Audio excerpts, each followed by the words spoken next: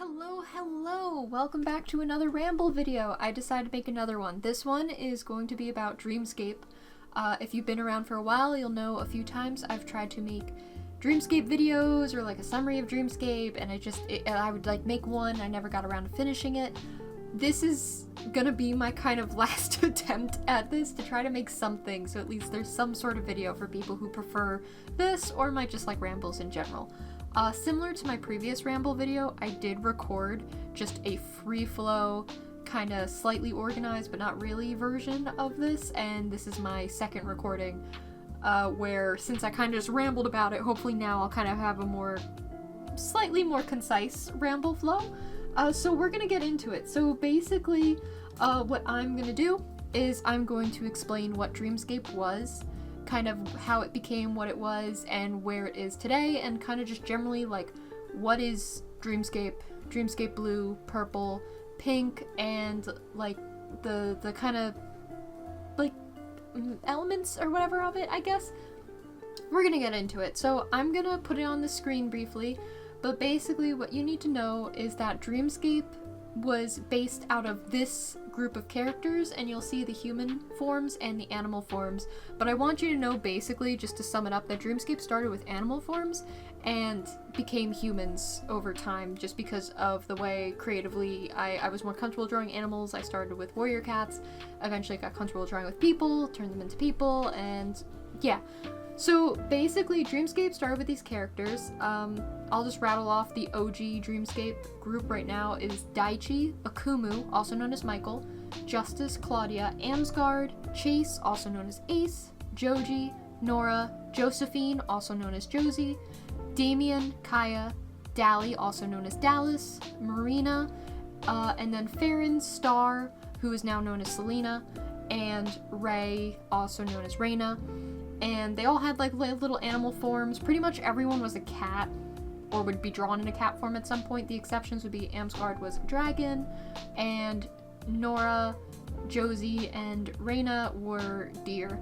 And so basically, to start, Dreamscape was originally called Roads That Never End or Roads Unchanging. I'm pretty sure it was like Roads That Never End or something along the lines of that. And I called it that literally because I just kept continuing the story, and even to this day Dreamscape doesn't have an absolute end. The idea was they could just keep going, and there's so many different plots, they could just kind of keep going. And so Roads That Never End was the first variation of Dreamscape. So from now on, you might hear me call it like OG Dreamscape, or you might hear me call it Roads. But that was basically it. Then it became kind of Dream Realm, which was more of a nickname in between that I would use, and then Dreamscape. So to start, what you need to understand of Roads and where Dreamscape started is that out of those characters I just mentioned, it's even more concise that the main like characters of Dreamscape were Daichi, Akumu, Justice, Claudia, Amsgard, Cjase, and Joji. Those other characters that I mentioned kind of came in a little later, or they were technically secondary characters in the plots, like the parents of those characters I just mentioned, and so on and so forth.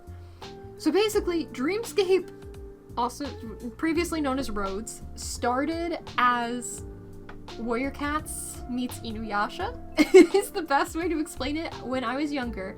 So this started when I was like 8, 9 is when Roads / Dreamscape was made, so just keep that in mind as I'm like telling you plot points or like ideas or whatever. 8 or 9 was when I first started making these characters, and how it really started was me and my friends, primarily me at the time, into warrior cats, right? And so I had made a warrior cat Sona, which was really just my Fursona / me as a cat. She's gone through a few different designs. Nowadays she's literally the cat you'll see on the screen in the corner. That is me, cat form. It's like weird, because on one hand you could say it's like my mascot or whatever, or my Sona, like a representation. On the other hand, it is me, if that makes sense, so whatever. Anywho, I made Daichi, who was supposed to be the mate of my character in like the warrior cat story thing we were doing, and it kind of like they were supposed to be like little opposite kind of like buddies, like kind of like a yin-yang thing, and just like the little like duo. And my friends at the time kind of similarly made characters, And yeah, so basically it started as a warrior cat thing. It quickly left that. It did not stay there long.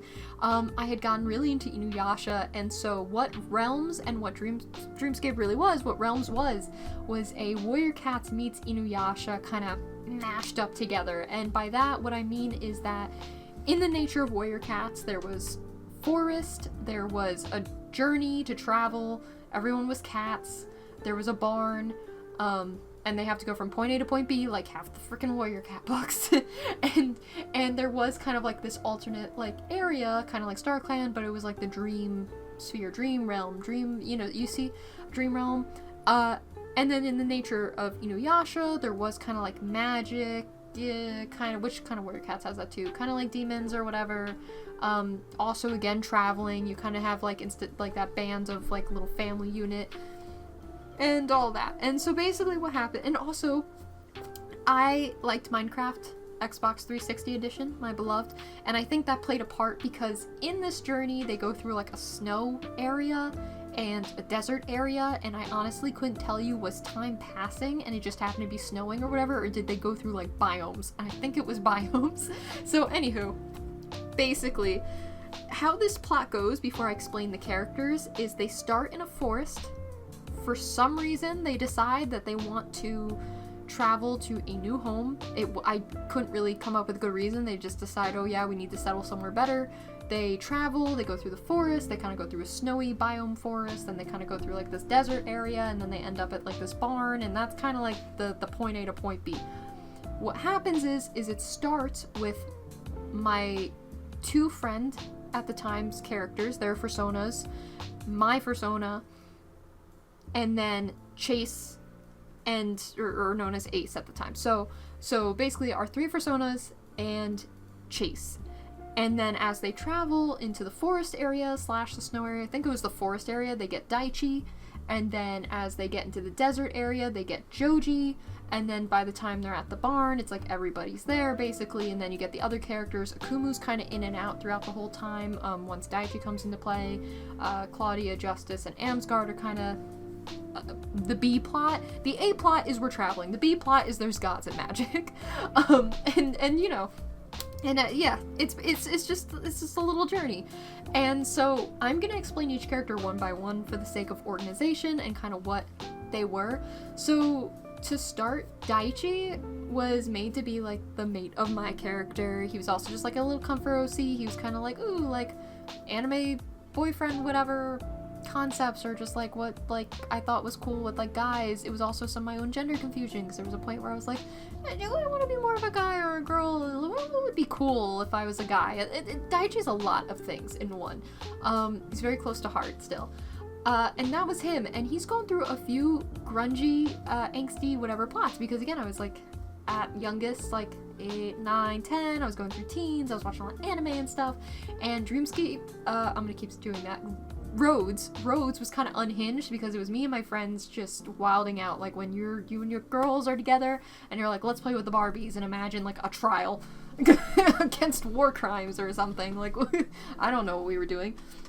So Daichi, because of like, and I posted there on Tumblr, there is these little collages of things that kind of inspired these characters, so I'm not going to get into every little detail, but if you ever have a question about like, you're like, oh, why is this thing on that collage, just ask in the comments or Tumblr and I can explain it.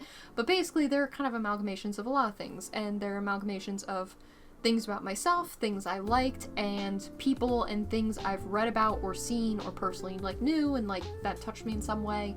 And that's kind of what all my characters are. So Daichi is an amalgamation of these things. Now, some funny things that happened with his character: there was a point where he was blind, there was a point where he like just straight up had no eyes, I don't know, there was a point where it's so angsty, and this did not last. There was a plot point where he was possessed by a demon thing when he was young, and that's how the forest fire happens. Technically, he's at fault for his parents' deaths. You can see how unhinged Rose was already with just Daichi.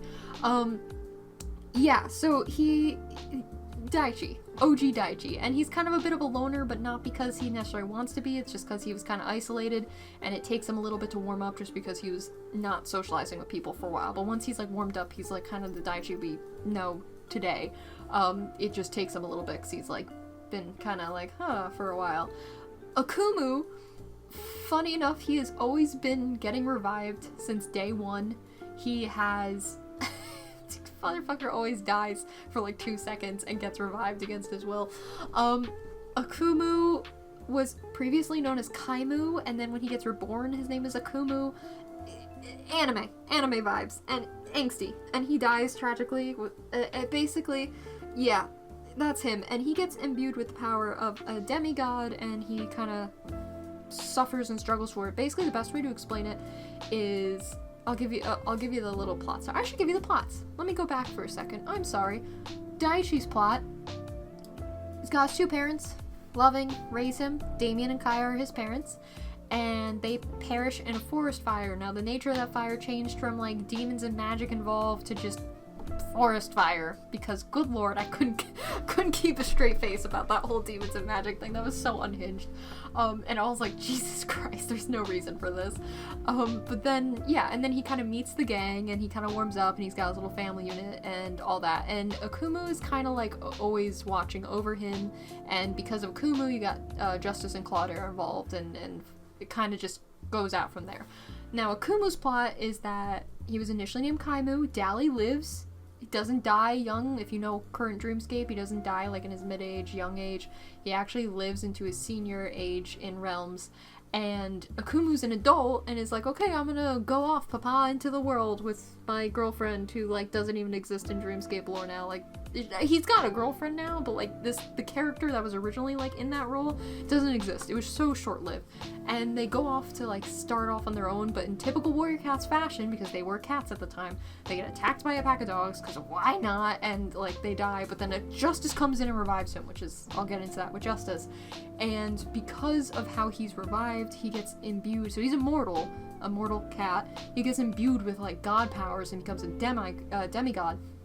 But the thing is because of the way it is, and because it's technically a mortal body that got revived, even though he is a demigod, you can think of him, specifically in his case, being imbued with magic abilities and powers as almost like being imbued with a magical autoimmune disease, if that makes sense. So technically, in current Dreamscape, that's kind of how his mom dies. She kind of has, like, a sort of nondescript, like, autoimmune something, and there's also a funny reason with that too, where we came up with, like, what really is going on there, me and my friends. But for Akumu's case, at the time in Realms, it was like his mortal body cannot handle that type of power, but because he was revived the way he was by who he was, his body can, like, handle it. It's not like he's gonna, like, just combust and, like, perish from it, but it strains him. So whereas, like, there's magic in Realms, where a typical god character would probably just get a little worn out, he gets, like, comatose if he overdoes it. Like, his body can't handle that much at once.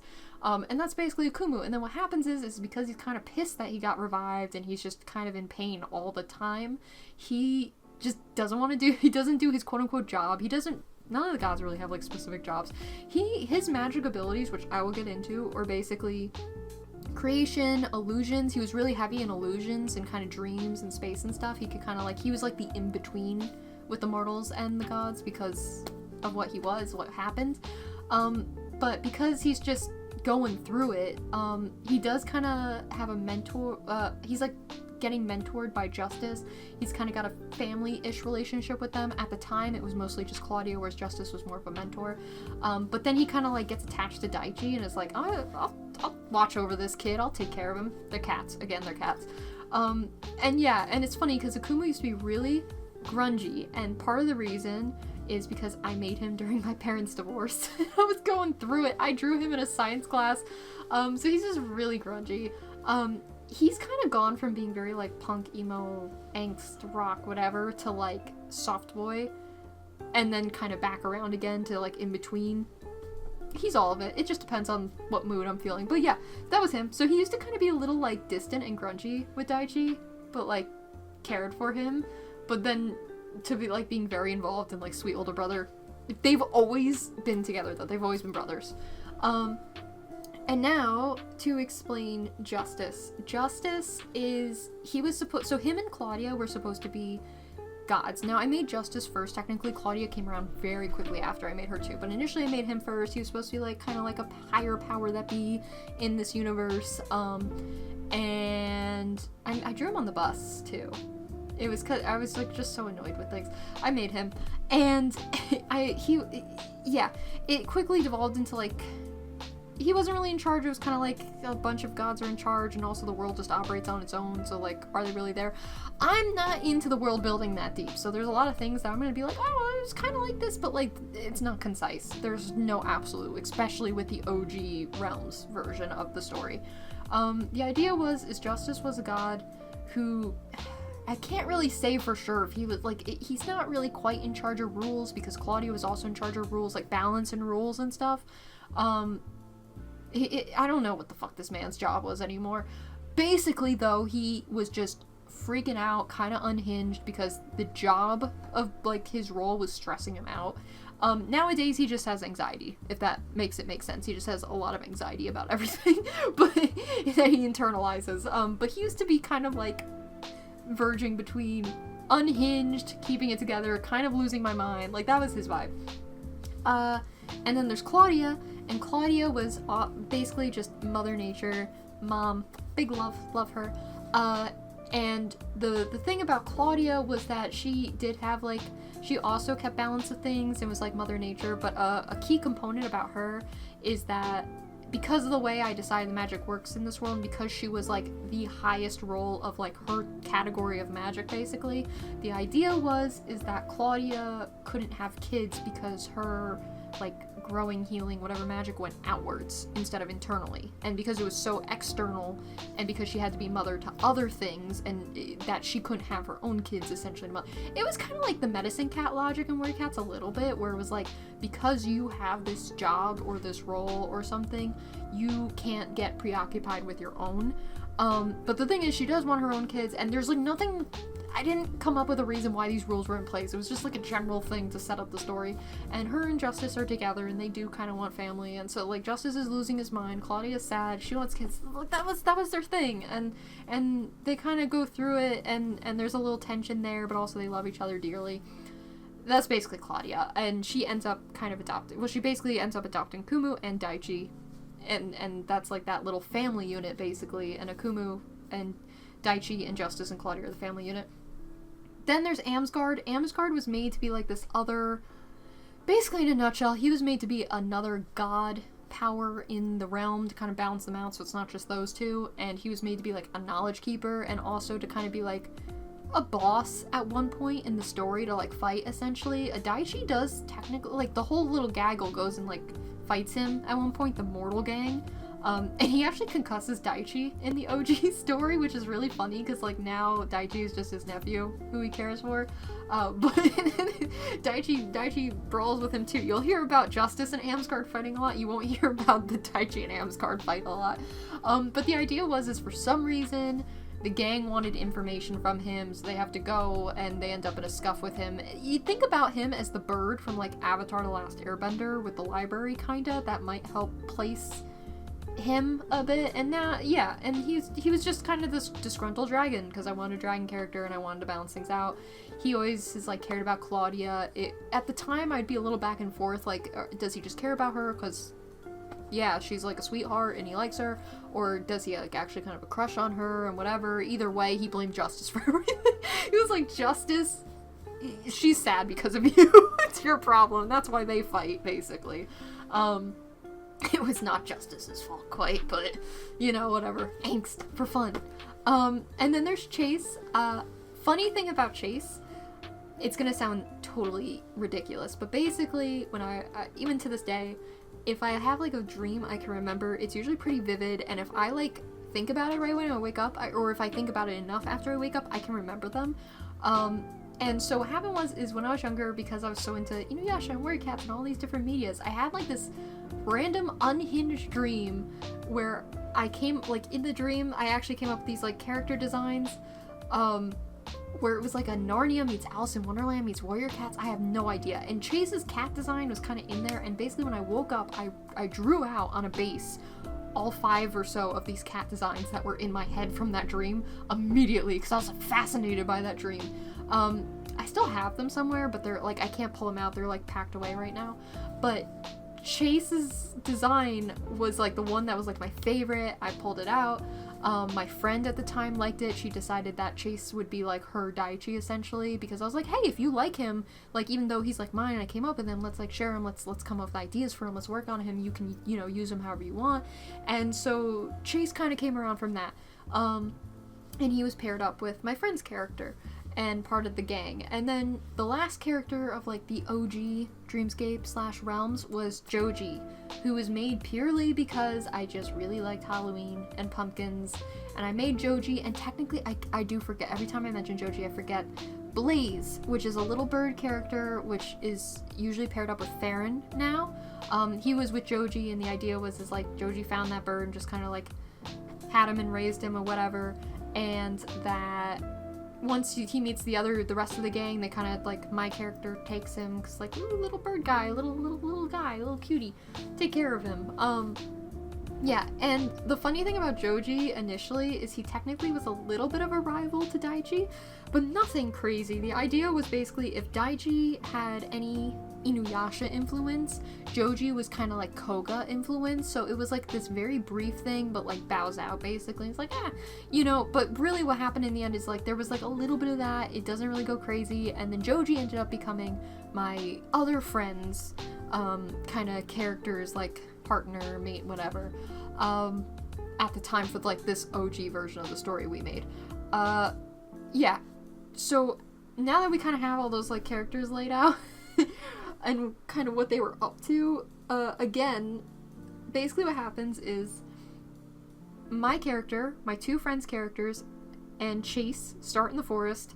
They pick up Daichi in like the forest winter area, and then they meet Joji in the desert, they acquire him, they end up the thing, as I mentioned before, that kind of pickup thing.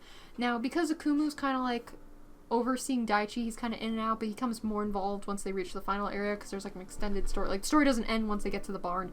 Don't ask me why they wanted to go to the barn. I don't know. I was like 10, 9, I don't know, making a plot, and it was just full of angsty, crazy chaos stuff. Let me rattle off a few examples. Cjase and Akumu compete for the affection of my friend's character at the time. And Cjase is technically the partner at the time, but then Akumu kind of partner.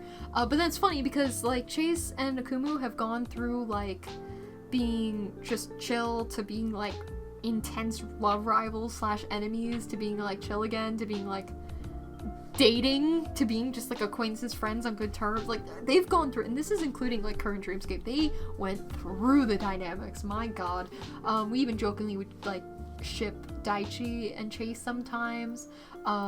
There is this AU, sometimes we'd write these angsty plot points for just like a week to humor the idea of a what if scenario, but we wouldn't keep them, and one of them would be that Justice and Akumu get into a fight at some point, and it's because Justice is becoming unhinged and Akumu doesn't like that he's like revived against his will, not that they can undo that. And basically they get into a fight and Claudia is like just so disgusted by it. She's like, they're basically divorced. Her and Justice get like kind of divorced. You couldn't do that one. That was wild.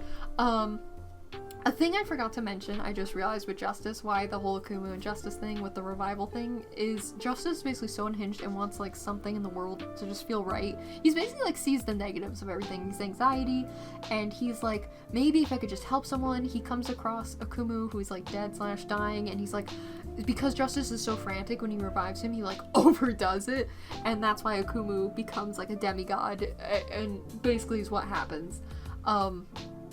Yeah, anywho, that is Dream Realm.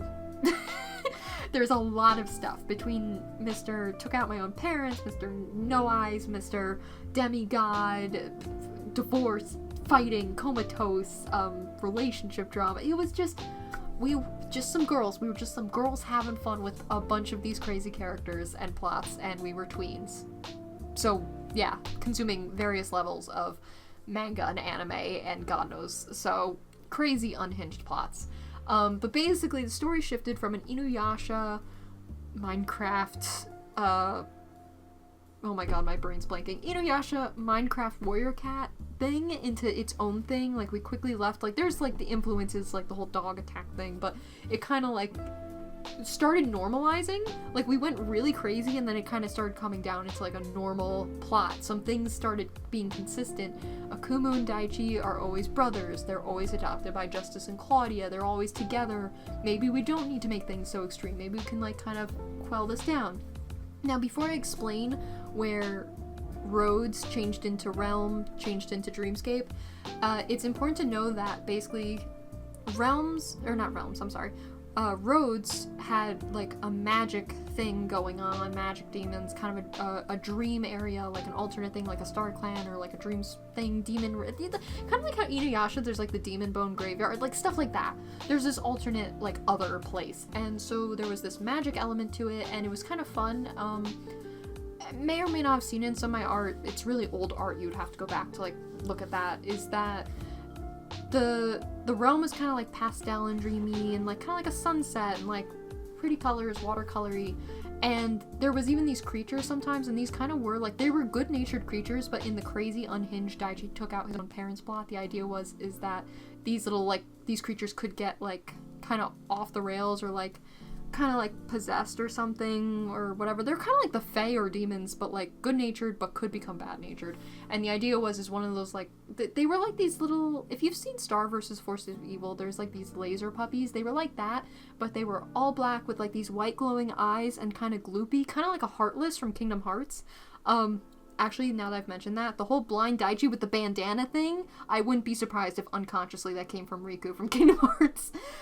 There's a lot of things now where I can't tell you for sure looking back if the media influenced the character, or if now that I'm looking back, I'm just associating that media with the character, and I'm like, oh, because it makes it easier to explain kind of what it looked like or what might have been the influence. Like, there's, like, sometimes I'll look at characters and I'll be like, oh, that show thing or something is similar to, but it's more me not saying that, oh, that influenced the character. It's me saying, now that I'm looking at my own character, like, to the side, it reminds me of this thing. Kind of like when people, like, look at each other's OCs and are like, oh, your OC reminds me of this, but it's me doing it to my own characters. Anyway, there was these gloopy little dogs, and yeah, they were, like, little Heartless, but they were, like, friendly, and they existed there, and that was, like, the whole realm. And there was this magic aspect, and it wasn't clearly defined back then, but the idea is that different colors of magic meant different things, and I really didn't get into it because I just wasn't building the lore that crazy. But the idea was like, at least the green kind of magic was like more healing and growth and stuff, and the blue, I don't know, was more objecty.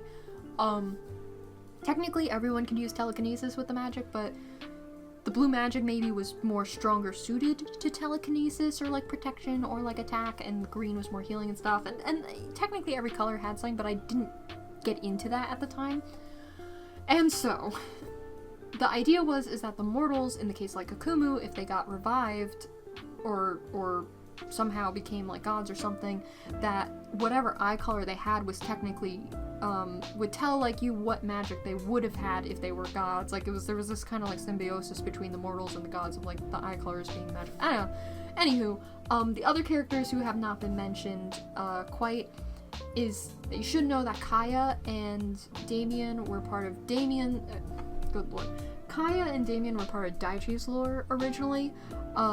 They were always there, they just weren't as fleshed out quite yet. I decided their fates before I had really gotten into their character. Dally and Marina have always been the same. Marina always passes away in childbirth. Dally just happens to pass away sooner now in the updated story, but in the older story he lived for a while. And then Ferran was like a Blue and Daichi kind of love child, whatever. And Selena/Star was my friend's OC, and Akumu's like kid. My friend's OC and Cjase also had a kid, which is funny because in a way he kind of got repurposed into Zach and Izzy/Akumu's kid. So, you know, everything kind of comes back around in a funny way. Reina was always like Norah and Josie's baby, but here's the fun part. So now that I've kind of explained what Realms was and the amalgamation of all that and kind of the characters primarily at play in Realms and the kind of additional characters and stuff, I'll explain kind of how this comes into play. So what you need to know is Damien, good lord, I'm going to keep doing that, Daichi, Akumu, Justice, and Claudia and Amsgard, Cjase and Joji were kind of like that OG Dreamscape, but Daichi, Akumu, Justice, and Claudia were like the really like glue that kind of were part of it, because I was like, oh, my little like kind of family characters, especially just it was a comfort thing. It was fun to like kind of come back to them, to keep that little family unit together. And it was just nice. So you had them, and then what happened was I can't quite explain it. I basically started branching it out, and I made Norah. And Norah initially started as kind of like this. Her name's Norah because if I remember off the top of my head, it means like light or shooting star or something like that. And the idea was that she was kind of like this like guide to Akumu and his like little realm thing, just to give him like a fun little dynamic. Kind of like a spirit deer or something. And basically what happened is that didn't last long, and she just kind of evolved really quickly. It went from like, oh, this like spirit light star thing he interacts with, to his friend, to like, oh, his like physical friend, like she's around, she's not just in this realm, she's like some kind of going between or something, to like just around, to like all of a sudden like his sister, like she Norah just evolved. And the fun thing with Norah is she's like an amalgamation of kind of when I was like a tomboy when I was younger, but also like kind of like the like interests and stuff of like me and my dad would share, like the things I was fond of, like his music. He likes baseball, she plays baseball, like silly stuff like that. So that's kind of what Norah's composed of, just like a lot of stuff like that. And also like a lot of like the kind of kick-ass like girl characters I'd see, like Korra from Legend of Korra, even like as an example, or just like yeah, a lot of stuff. A lot of characters composed of a lot of stuff. I made Joji very quickly after. I made their kid Reina pretty quickly after.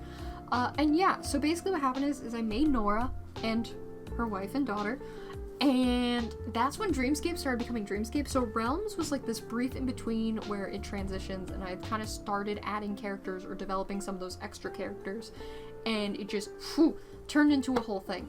So basically what happens is the cast kept expanding, the plot kept expanding, the lore kept expanding, and then you get Dreamscape. The best way to explain Dreamscape is in a few different ways. So first off, Dreamscape is the title to put all of my characters and the intertwining stories under, because it's easier than trying to say Daichi story, Kumu story, this cluster of characters. Just say Dreamscape. The story of Dreamscape covers the basis. Now, it can be broken down into Dreamscape Blue, Dreamscape Purple, and Dreamscape Pink. And the idea is that kind of summarizes some themes in each chunk of characters, like stories that all intertwine together.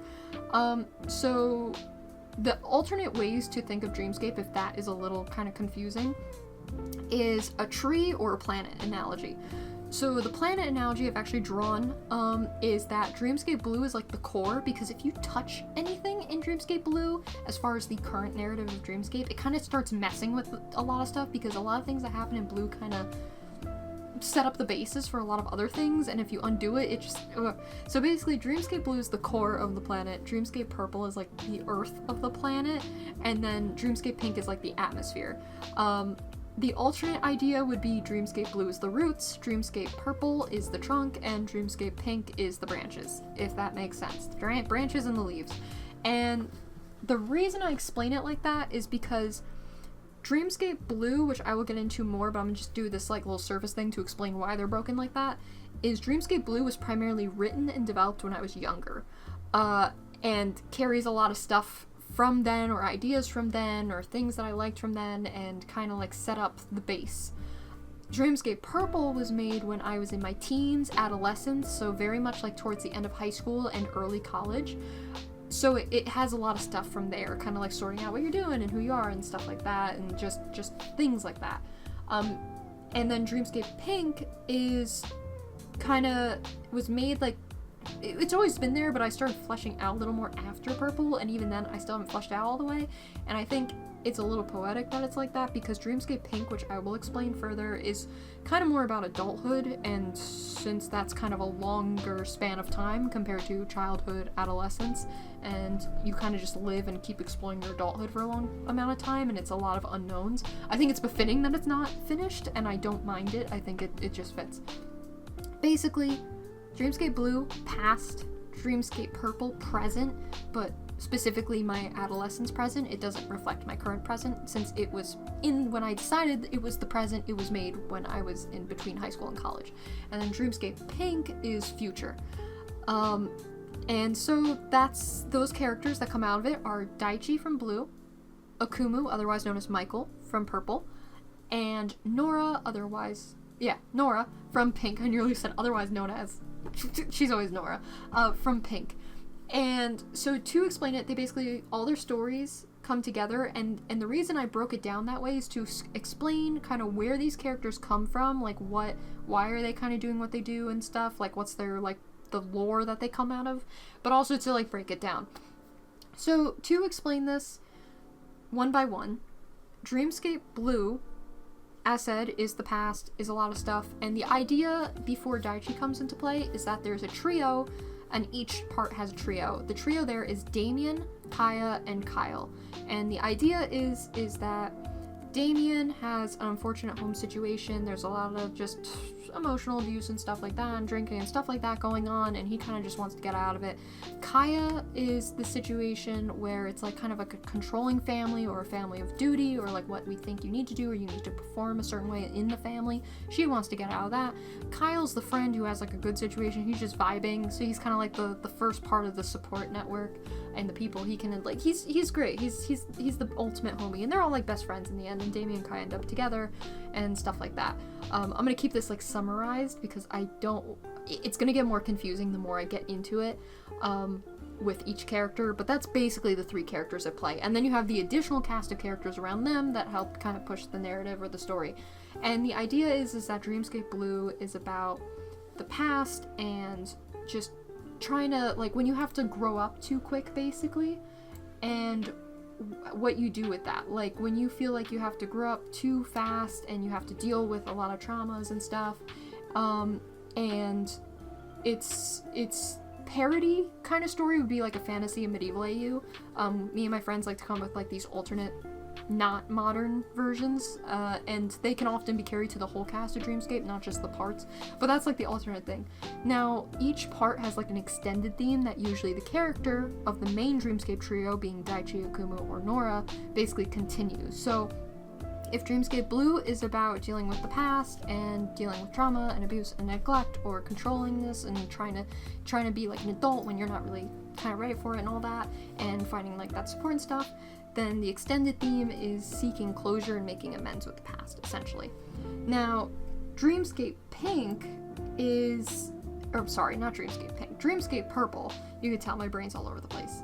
Dreamscape Purple has three characters as well. It's Marina, Dali, and Odin. They all happen to be teachers, different types of teachers. Odin's a history teacher. He was based out of Lee from The Walking Dead. I will just put that straight out there. I loved Lee from The Walking Dead, and Odin is like that love, but like that's why he likes history and stuff. If you play the game, you know. And he's just chilling, and that's kind of why he's missing the arm too. If you know, you know. But yeah, I think he got bit on there. But spoiler, the game's been out for a while. Whatever, you can deal with it. So Dali is like a theater teacher, theater club and all that, and Marina's an art teacher. And basically the theme of Dreamscape Purple, now part of the reason they're teachers is because I really liked the idea of that as a profession when I was the age when I started writing the Dreamscape Purple plot. But the theme of Dreamscape Purple is loss of a loved one and kind of like letting go and moving on. The parody of, like, that's the story in those characters would be a gods and goddesses and mortals AU, and, like, gods falling in love with, like, mortals. And the extended theme that Akumu carries on from that is learning about yourself and learning to love yourself, and kind of, like, how do you move on and, like, find that self. That's basically Dreamscape Purple, and basically what happens there, since I've explained, Dreamscape Blue's characters, is Dreamscape Purple, Dali and Marina end up together, Marina passes away, and Dali and Odin end up together, and then, yeah. And I'll explain kind of how these all tie. I'm trying to keep it from going too deep. But that's basically those three, and then Akumu comes out of that. Dreamscape Pink, unfortunately, as said, underdeveloped, and there is a theme of trios, because I like threes, and I was doing trios, but Dreamscape Pink, no matter how I tried to look at it, cannot be set into a trio. It breaks the mold. Again, fitting, because the pink branches out into, like, chaos. So there's four characters for Dreamscape Pink. There's Claudia, Justice, Amsgard, and Eliza. And basically, Dreamscape Pink is the future. Norah comes out of this, and the idea is deciding your path in life. It's kind of like what you go through when you get to college, when you start being an adult. And it's you know, what do you want to do? How do you do that? So example, Claudia is someone who wants to basically kind of have like her career, but also wants to be a family person. And so how is she gonna navigate and do that? And especially since Claudia's character still maintains the aspect that she can't have kids. So like how does she navigate that? Justice, I have to like buffer out his story a little more, but basically he's just filled with anxiety. So he struggles with picking like what he wants to do. Does he have to do it the way that, like, let's say society says like you need to find your career and like all that. And he's trying to figure out that. He basically ends up being like a stay-at-home dad with his job, by the way, so he can like work from home, but he's basically a stay-at-home dad, and he's happy that way.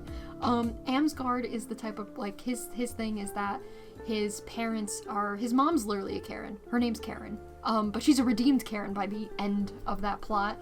But it's funny. So basically his parents are controlling kind of what he does, what they think he should do, and he breaks out from that. And then Eliza is someone who's kind of like all over the place, because you meet her later in Dreamscape Pink, if that makes sense. Like if the characters kind of have like an early plot, you meet her in the college part of the plot, and she's kind of all over the place and like whatever, and she's that person who kind of like is all over, but then kind of like starts like kind of being like, okay, what do I want actually? Like she kind of has fun and then realizes she needs to start like kind of being serious, and she kind of, and what does she want? So even though things happen, she gets to choose, do I want to take this or not, or do I want to do this instead or not? So she's kind of presented things and then picks, whereas the others kind of either don't know what they want to do, or they're actively already know what they want to do and they're trying to pursue them. So yeah, basically that. And the extended theme of Dreamscape Pink, which is through Norah, is that learning you can't like control everything and being okay with that to a degree, and then also accepting help from others. So basically a community element. Now Dreamscape always kind of has a community element. There's like a lot of characters who have multiple parents, who have multiple support networks, stuff like that. But Dreamscape Pink kind of hones in on that because there's a lot of like these characters coming together to help each other. I mean, a lot of the story has this in different ways.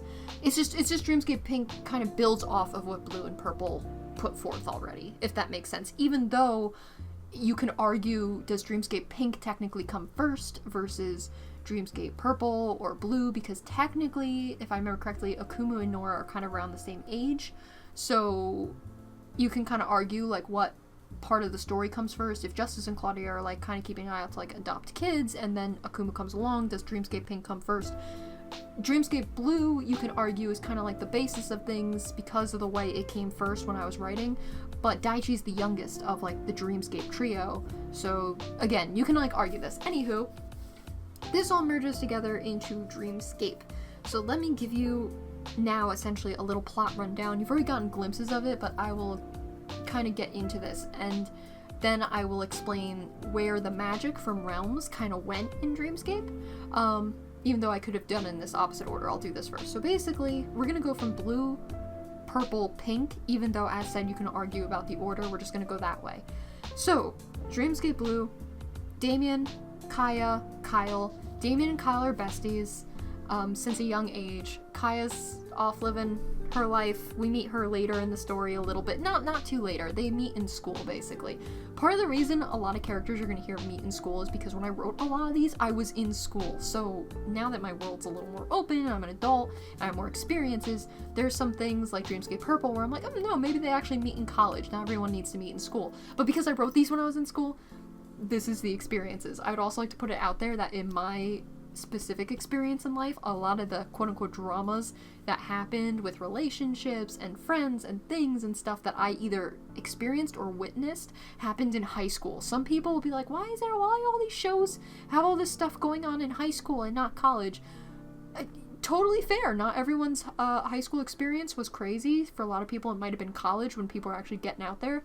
For me, though, college was very calm. High school, especially, like, towards those final few years, was when, like, people were, like, up to shenanigans, whether it be partners, friendships, just stuff, sports that they were getting involved in, and competitions, and some people were doing drugs and stuff. Like, that's when that was happening. It was going on in college, I'm sure, but I didn't, like, hear about it as much, or it wasn't like no one gave a shit, basically, whereas in high school it was like everyone wanted to know.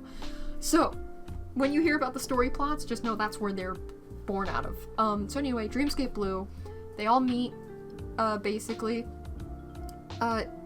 Damien and Kaya are like, we want to get out of our home situations. They happen to fall in love, yada yada. They get out of their situations. There's a good support network, especially through Kyle and Kyle's family, and then others. And what happens is because I decided their fate before I made these characters, even though I quickly made them after, I got really attached to them when I started really getting into Dreamscape Blue.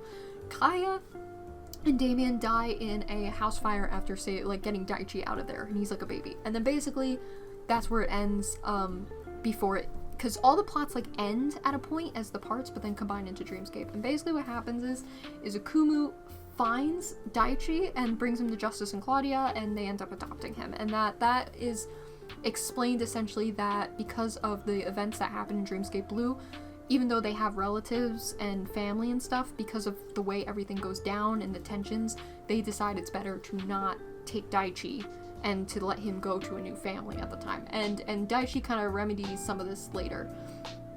Then, basically, Dreamscape Purple. What happens is, Dally and Marina meet. Now, in the past, it was they met in high school. I think they probably meet maybe in a college now, maybe. I don't know. A lot of stuff. I am constantly adjusting Dreamscape, so things change all the time.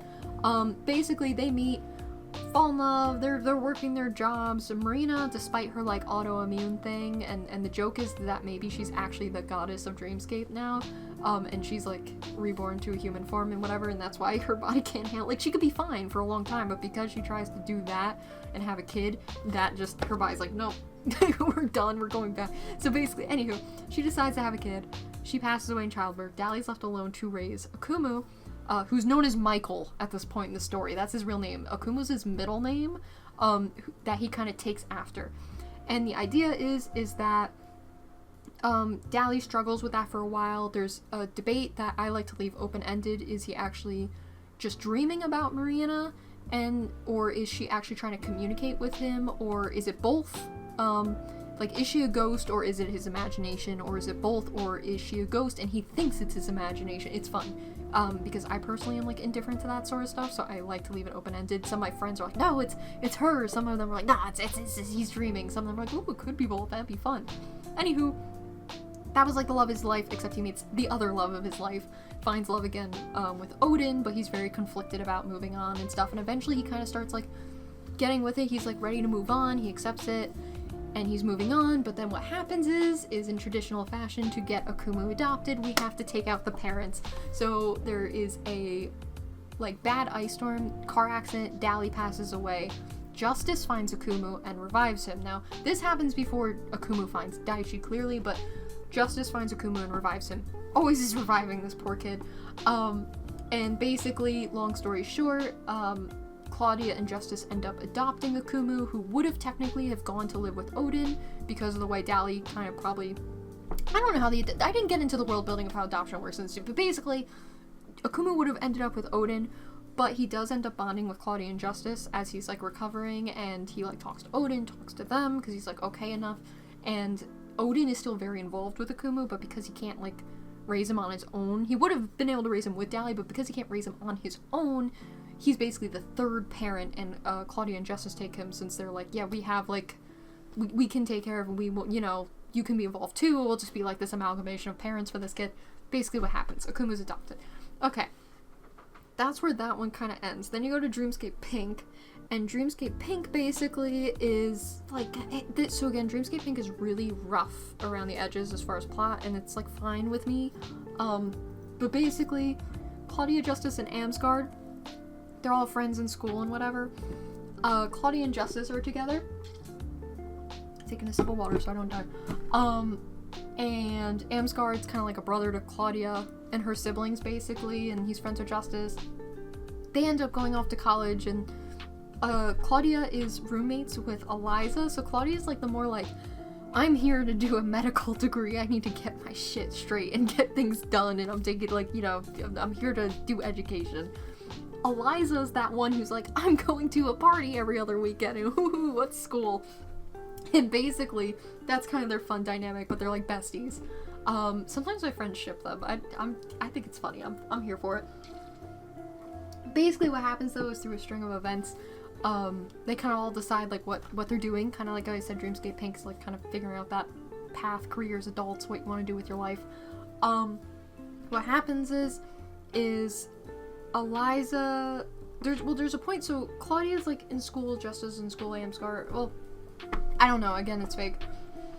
Basically, there's a few points where Eliza's presented options. Example, she does have an abortion at one point in the story because she was not ready for that, but then later on, when that kind of happens again, she decides to, like, keep, and vice versa. She has a partner, and she decides she wants to be serious about things, and he kind of doesn't. His name is Rye. I call him, like, Rye Bread. I think his full name's Raymond. I kind of forget his full name all the time because I call him Rye so much. Basically, I'm not sure, and me and my friends, I need water. Me and my friends can't, like, decide if we want him to kind of, like, how involved he is with, like, Norah and Eliza, and vice versa. You could jokingly call him a deadbeat, to be honest, because he's, like, there and not there, but also, again, that might change, so he's around in some capacity, so he's not, like, terrible, and it was, like, one of those things where, in the plot, Eliza just, like, gives him that choice to leave. It's not like he just, like, abandoned everybody. Like, she was like, let's, like, get serious and talk about, like, what we're doing here. So it's kind of that plot. Anywho, she ends up having Norah. Justice and Claudia are very supportive. They're there. Technically, Amsgard too. And she's kind of, like, doing that, and she works and stuff. She has Norah.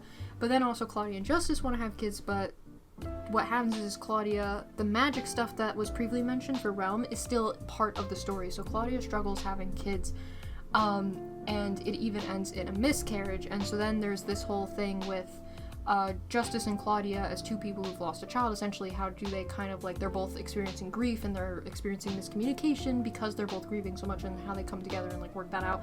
And Amsgard's there. Him and Justice don't fight in this story. He's kind of just annoyed at him. He's like, go talk to your wife. Why are you talking to me? Like, I'm here for you, but, like, you need to go sort this out together because you're both going through it. That's that plot. And Amsgard ends up picking his career, does his thing. Anywho, basically what happens is Claudia and Justice kind of, like, grieve together and kind of overcome it. They help Eliza take care of Norah, and then they end up adopting Akumu through the circumstances where Justice has found him, and then they end up adopting Daichi when Akumu finds him. Now, the funny thing about that is, like, because me and my friends worked out the ages, is, like, Akumu, like, was young when he found Daichi and, like, wanders out and, like, finds him. So it's really goofy, whereas, like, in other stories, like, in the previous realms, he was, like, older, kind of, like, at least a teen or something when he finds, like, young Daichi, so it's really goofy, because now him and Daichi are only supposed to be a few years apart, so who knows with that, but whatever. Basically, all these stories come together, and so what happens is in the overarching story of Dreamscape, now that you kind of know where those stories kind of, because it ends, each part ends when the kid gets adopted, or they adopt the kid, basically, and it comes into the big, like, overall Dreamscape story. Basically, what happens is Daichi, his extended version of, like, the Dreamscape Blue is as he gets older, because he is adopted and because he is curious, even, like, because Kyle, who's his parents' friend, because his parents passed away, does keep in touch with Justice and Claudia. So what happens is Daichi kind of gets information here and there, and he's like, I want to find out about, like, where it came from, just because he's adopted and he's curious about that. That's, like, the type of adoptee he is. He's like, I want to know just more lore, essentially. And as he finds out things, he's like, oh, I want to get involved now. So he's like, let me see what I can fix, because it sounds like things went south here based on what I'm hearing, and it wasn't necessarily that it had to be this way, it was just because there was a lot of problems going on in miscommunication and unfortunate circumstances. So Daichi basically repairs the broken bonds of his parents' past, and then goes out and lives his life happy, and happens to have, like, yeah, his family and his original, like, birth family too. So he has his adoptive family and his birth family, and they're all, you know, they're all back, like, communicating and stuff. The birth family is all communicating where they were all kind of separated before, and he kind of helps, like, recoup everybody. Not that it was his job, it was just something he did, because he was, like, looking for information and kind of finding out, like, a little treasure map of what happened. And then, yeah, he goes off and lives his life. Then when you get to Akumu, what happens is so that whole thing about high school and college and drama and stuff, basically Akumu, it's kind of like, since he's adopted, like, he's good, but basically he's kind of, like, floating. He's kind of, like, in between, kind of just existing. He's, like, happy, but he's, like, not quite into his own yet, and what happens is like, when he's in the high school era, he kind of starts putting together some aspects of himself, but he's kind of very floating. He's, like, in a constant, like, slightly concussed, kind of dream-like, floaty existence, and that's part of the reason he does get called, Part of the reason he's called Akumu instead of Michael is the idea is because the accident was the way it was, and because he was kind of in like this isn't like based out of pure science, by the way, but because he's in a sort of shock after, and because of how like drastic it was, he kind of remembers his middle name before his first name for some reason. So everyone kind of got to know him for a second as Akumu, and by the time he kind of puts everything back together, it's like, oh, yeah, my first name is Michael, actually.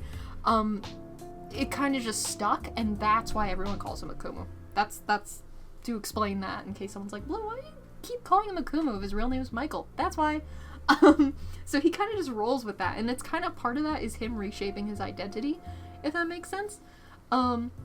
So more or less what happens is he gets in high school, he's kind of starting to learn pieces about himself, he gets in a relationship, the relationship kind of backfires because of some drama and because of miscommunication. Technically the other party was mostly at fault, but technically there was a misunderstanding on both sides, so it's both their faults. However you want to look at that, I don't know, it could probably be argued who was really at fault, but basically that. And what happens is because the relationship splits, it causes a friend group split and choosing sides, and that's kind of like the drama of that. And basically he kind of comes out of it again broken.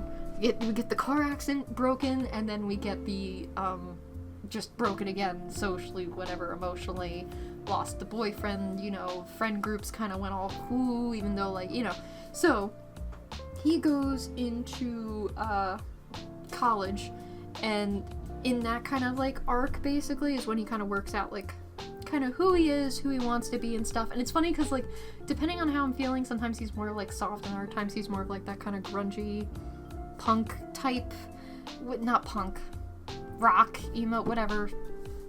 When I listened to all the bands back in the day, he's got that vibe. So he kind of ends up going and figures out what he wants to do and who he is and what he likes and kind of explores. And I'll explain that further as to how like each character goes about college, since I kind of forgot to do it with Blue. I'll just do it all at once. Basically that's he goes forth, lives his life, has his family and all that.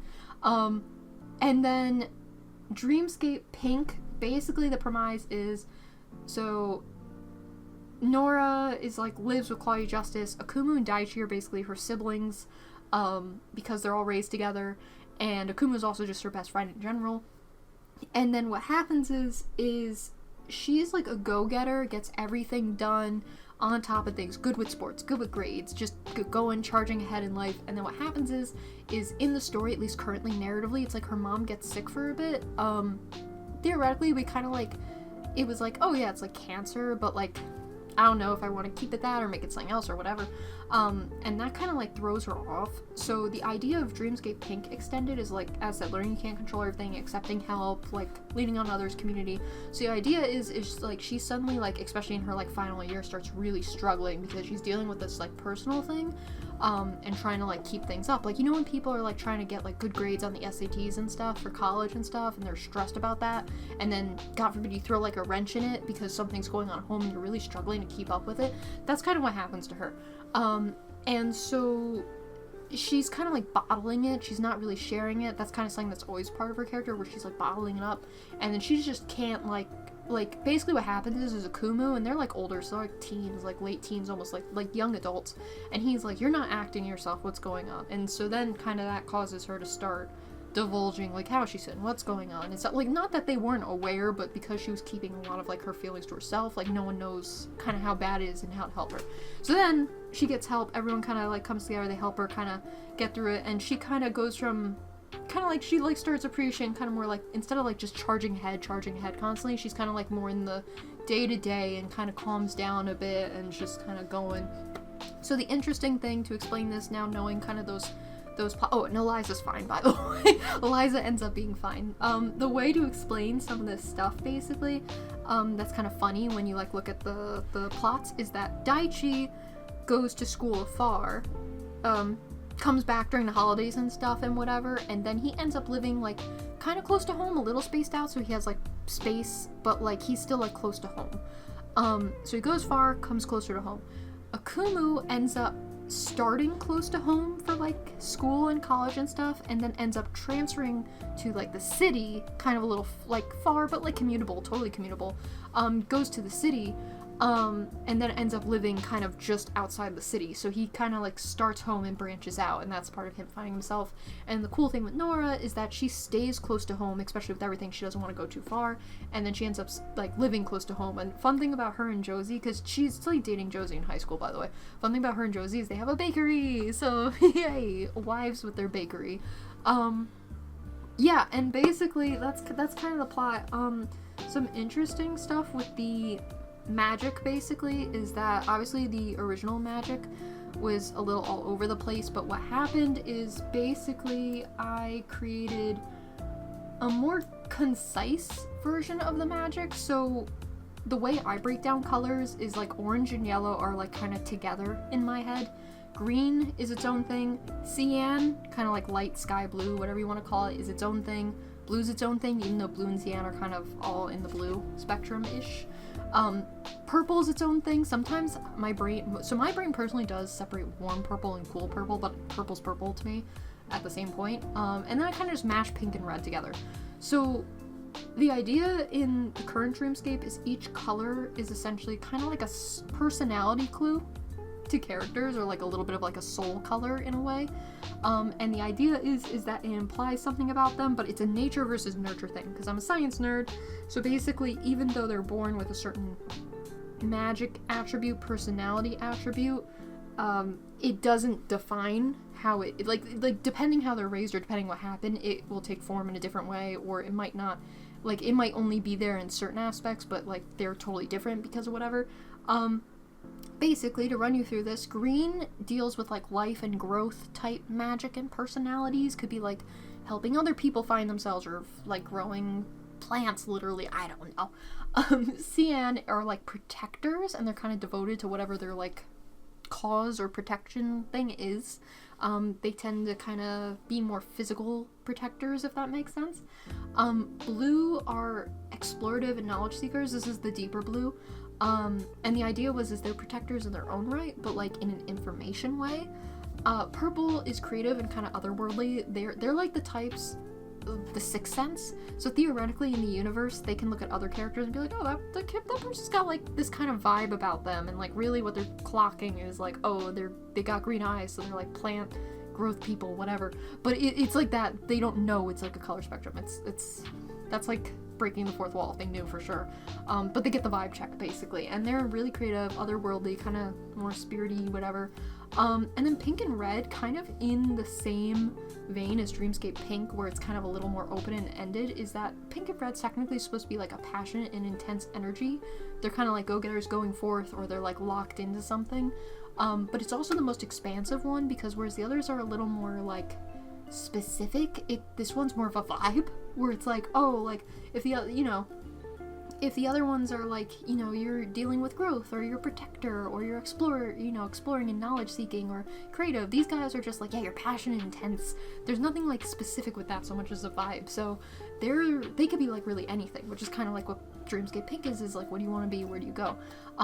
And then orange and yellow are a knack for socializing and charisma. So basically, they just maxed out their charisma stats in some capacity. Even if they're an introvert, they will attract attention. They're like, what?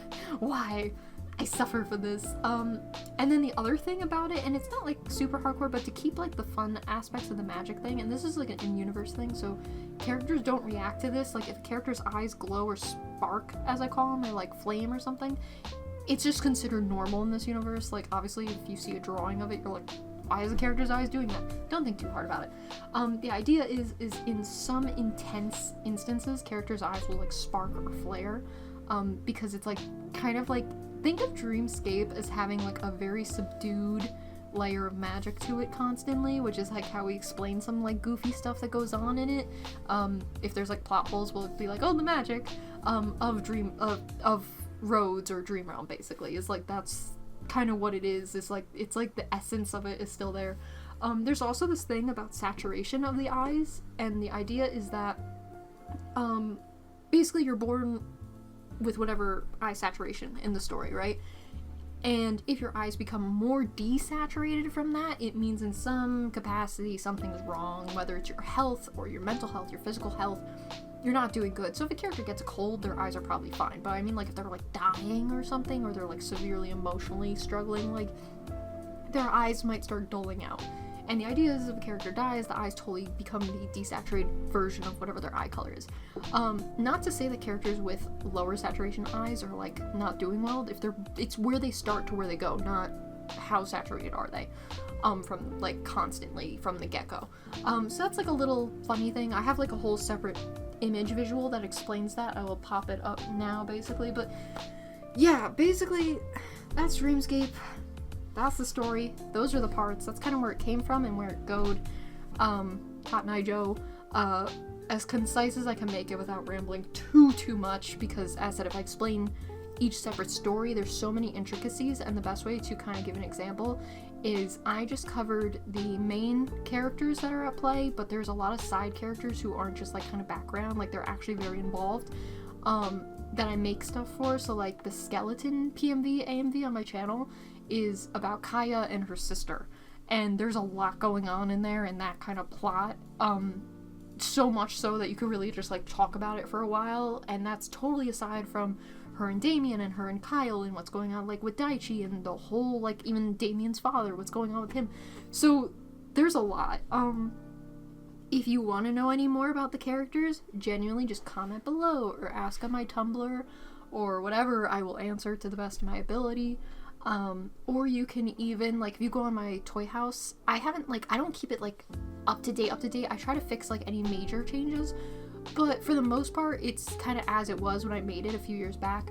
But if you go and click the characters' profiles there or look at the art in there, you could get a general idea of what the plot or story was, even if some details have changed since then, and it would still be fairly, like, oh yeah, that's kind of what the plot is. So it's worth looking at, if you're interested in any characters, and if you're someone who has taken an interest in any of my characters, or Dreamscape, or you have, like, even drawn my characters, I am super appreciative of that, and thankful for that. It's meant a lot over the years, and it's nice just to kind of finally put out, like, a summary, even though this might be still a little bare bones, but hopefully it helps some people who, like, haven't been able to, like, look at stuff but wanted to have, like, a video of me rambling about it. But yeah, I super appreciate it. I try to, like, save everything and, like, respond to everything when I see it, but, like, thank you so much. Yeah, hopefully this helps explain a little bit of where it kind of started and where it went, and yeah, that's Dreamscape. It's really late and I'm gonna die if I don't drink some water, so there you go. Bye-bye. Hopefully whatever speed paint I put behind this was at least somewhat entertaining to watch. Have a good one. Bye-bye.